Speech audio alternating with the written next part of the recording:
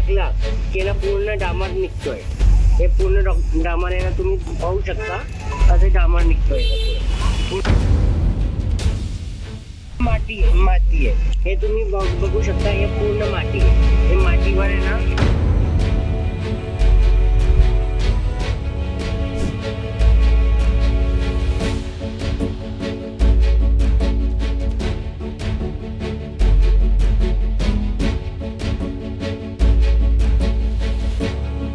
हे रस्ता आहे ना, मला आहे ना हे साईनाथ टी सेंटरचे ना गोपाल चौधरी साहेब आहे, त्यांनी मला कॉल करून बोलवलेलं काय की हे रस्ता तकलातून स्वरूपाचा आहे. आपण पण हे ना ते ना बघू शकता. हे रस्ता, हे रस्त्यामध्ये ना काहीच नाहीये.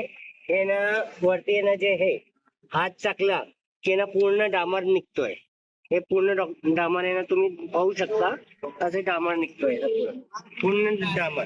अरे ना मध्ये ना त्याने काही प्रक्रिया केलेली नाही. पूर्ण माती माती आहे. हे तुम्ही बघू शकता. हे पूर्ण माती आहे. हे मातीवर आहे ना, पूर्ण मातीवर आहे ना डांबर टाकून दिलेला आहे.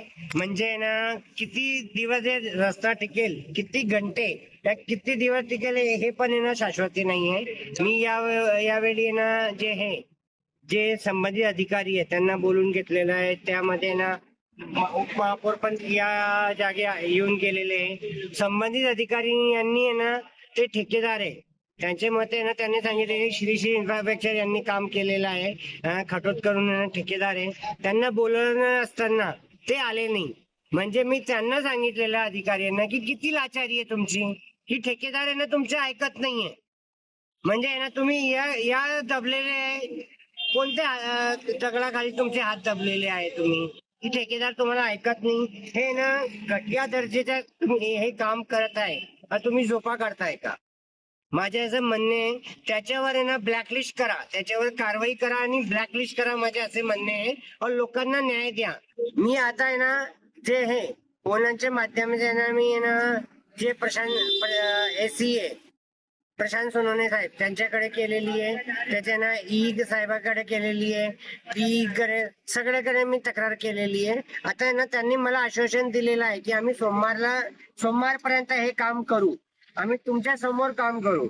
जर ते काम करत नसेल तर मी आहे ना जे राज्याचे मंत्री आहे PWD विभाग त्याच्यापर्यंत आहे ना चीफ इंजिनियर आहे नाशिक मध्ये जे बेस्ता ऑफिस आहेत त्यांच्यापर्यंत विषय जाणार आहे.